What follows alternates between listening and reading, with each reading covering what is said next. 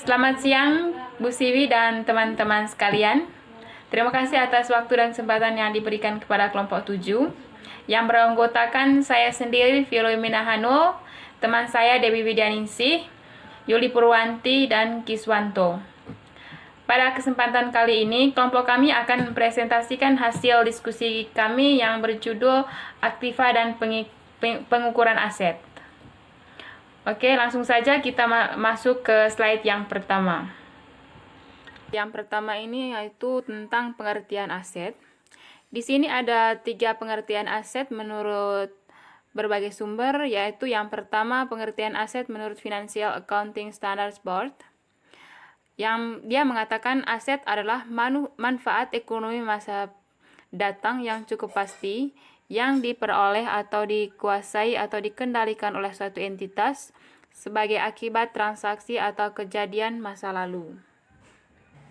Sedangkan pengertian aset menurut The International Accounting Standards Committee, yaitu an asset is resource controlled by the enterprise as a result of past event and from which future economic benefit are expected to flow to the enterprise. Selanjutnya yang terakhir pengertian aset menurut Australian Accounting Standard Board, yaitu asset are service potential or future economic benefit controlled by the reporting entity as a result of past transaction or other past events. Oke, selanjutnya pada slide 2 yaitu tentang aset yang digolongkan sebagai sumber ekonomi. Yang pertama itu sumber produktif. Di sini yang termasuk sumber produktif itu ada 2, yaitu sumber produktif kesatuan usaha yang meliputi bahan baku, gedung, pabrik, perlengkapan, sumber alam, paten dan semacamnya, jasa dan sumber lain yang digunakan dalam produksi barang dan jasa.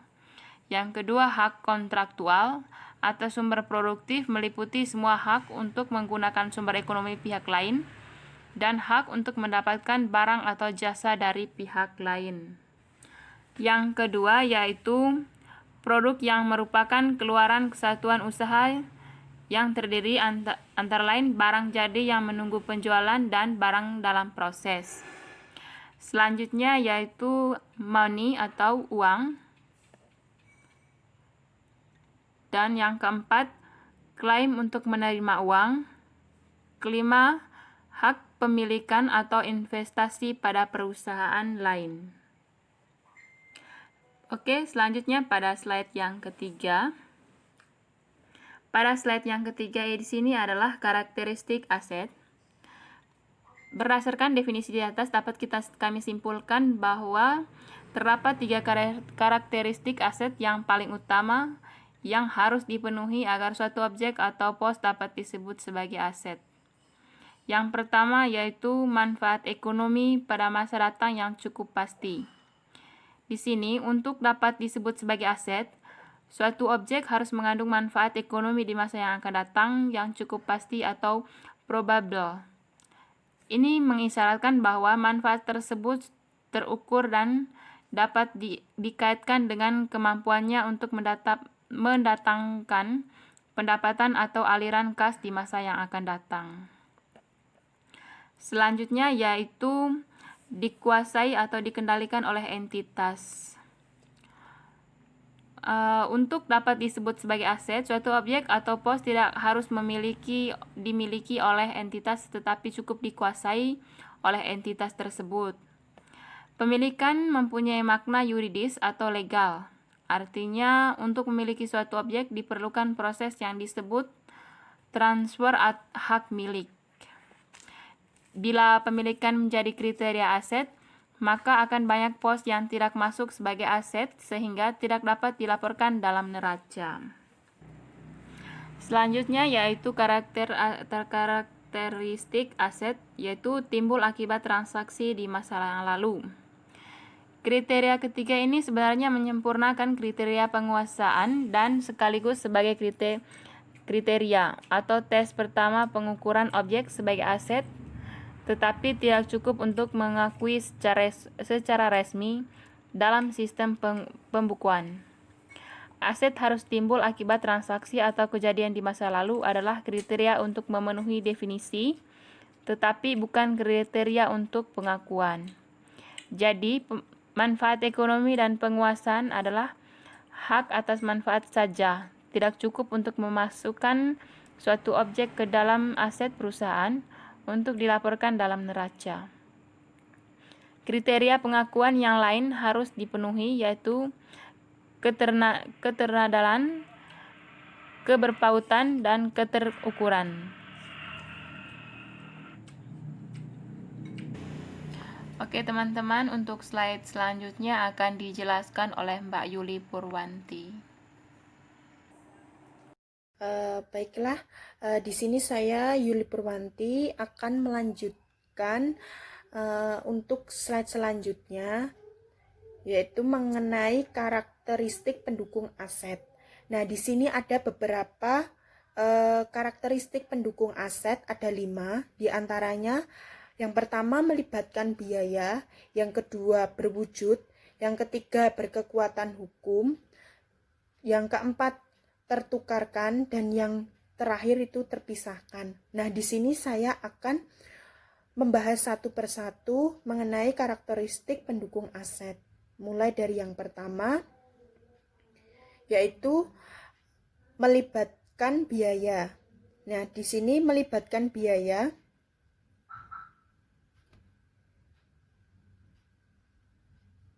itu perolehan aset pada umumnya melibatkan pengeluaran sumber ekonomi, misalnya kas sebagai penghargaan kesepakatan. Bila biaya kos itu terjadi karena perolehan suatu objek terjadi akibat pertukaran atau pembelian, nah objek tersebut itu lebih kuat untuk masuk sebagai aset.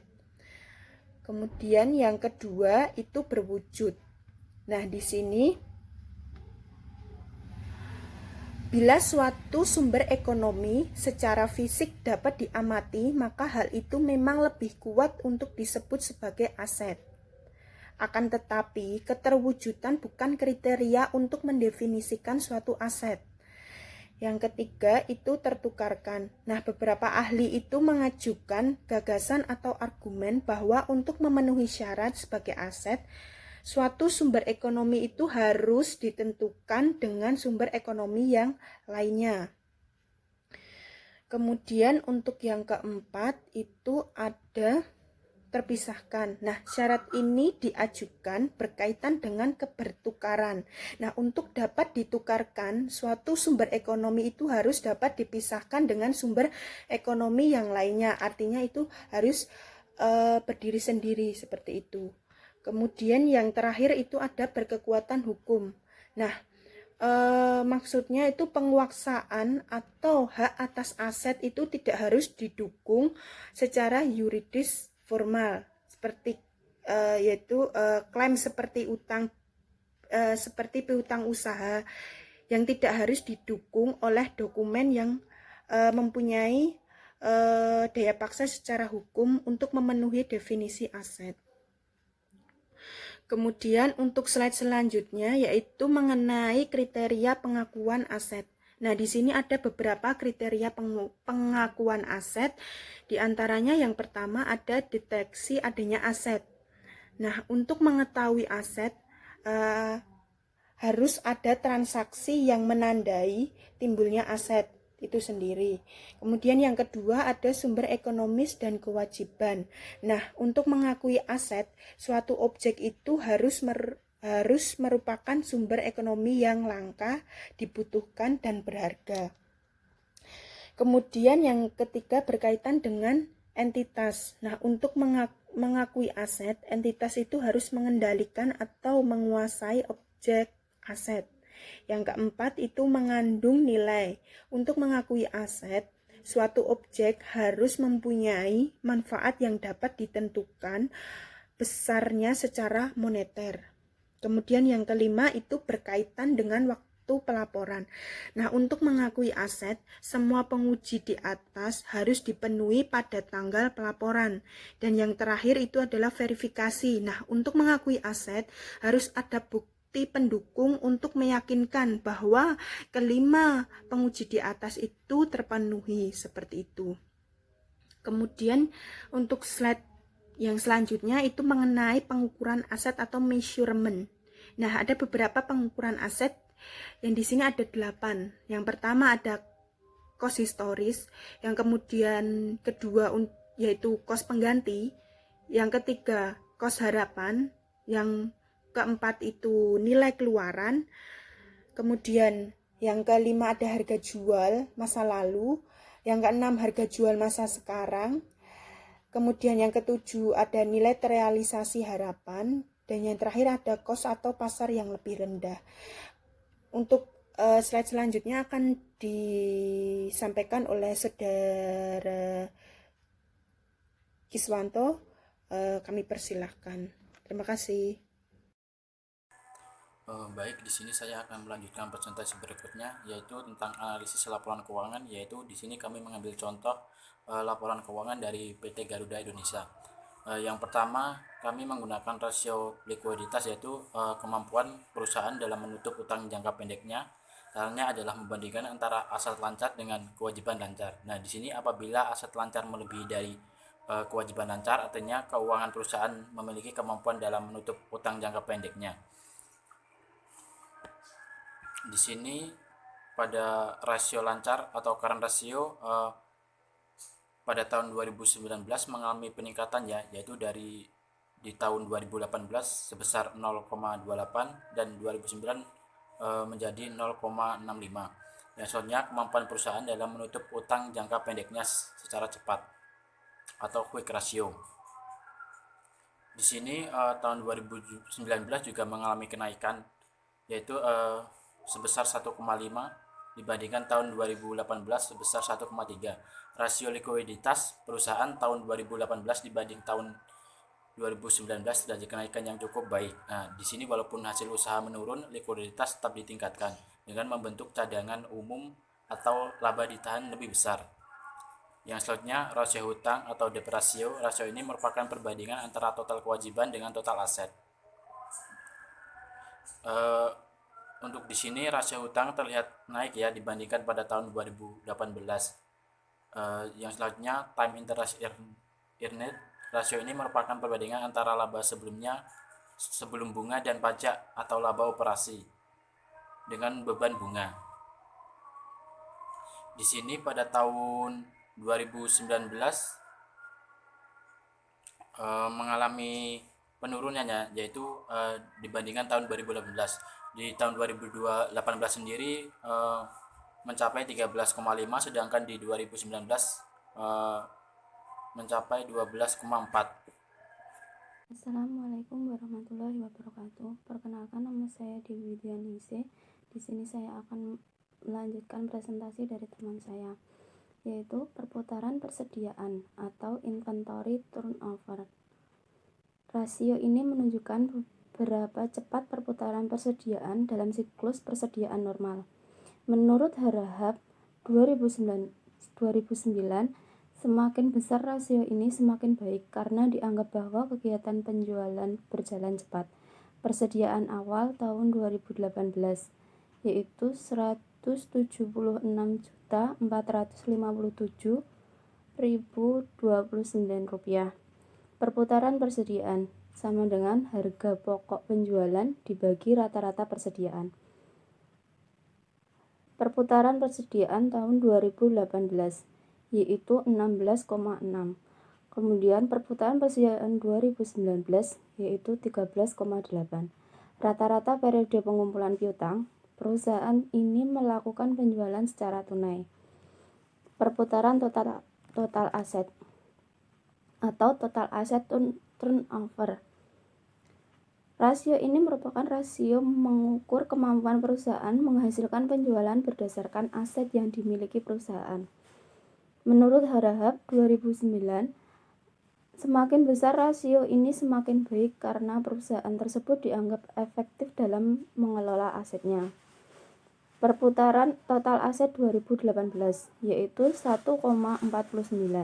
Perputaran total aset 2019 yaitu 1,46. Rasio aktivitas terlihat menurun, terutama pada perputaran persediaan turun dari 16,6 kali setahun menjadi 13,8 kali setahun. Selanjutnya yaitu rasio profitabilitas, margin keuntungan atau profit margin. Rasio ini merupakan perbandingan antara laba bersih dengan penjualan. Margin keuntungan sama dengan laba bersih dibagi penjualan. Margin keuntungan 2018 adalah 11,4%. Kemudian margin keuntungan 2019 yaitu 8,8%. Tingkat pengembalian aset atau return on asset, rasio ini menunjukkan berapa besar laba bersih diperoleh perusahaan bila diukur dari nilai asetnya. Menurut Harahap 2009, semakin besar rasio semakin bagus karena perusahaan dianggap mampu dalam menggunakan aset yang dimilikinya secara efektif untuk menghasilkan laba. Tingkat pengembalian aset sama dengan laba bersih dibagi total aset. Tingkat pengembalian aset 2018 yaitu 0,02. Kemudian untuk tingkat pengembalian aset 2019 yaitu minus 5,72. Tingkat pengembalian ekuitas atau return on equity, rasio ini mengukur berapa persen diperoleh laba bersih bila diukur dari modal pemilik. Menurut Harahap 2009, semakin besar rasionya semakin bagus karena dianggap kemampuan perusahaan yang efektif dalam menggunakan ekuitasnya untuk menghasilkan laba. Tingkat pengambilan ekuitas sama dengan laba bersih dibagi ekuitas. Tingkat pengembalian ekuitas 2018 yaitu 0,01. Tingkat pengembalian ekuitas 2019 yaitu 0,0. Seluruh rasio profitabilitas mengalami penurunan. Hal ini menunjukkan kemampuan perusahaan dalam menggunakan ekuitas dan seluruh aset untuk menghasilkan laba bersih terlihat menurun dibanding tahun lalu. Demikian presentasi dari kelompok kami, ada kurang lebihnya kami mohon maaf. Wassalamualaikum warahmatullahi wabarakatuh.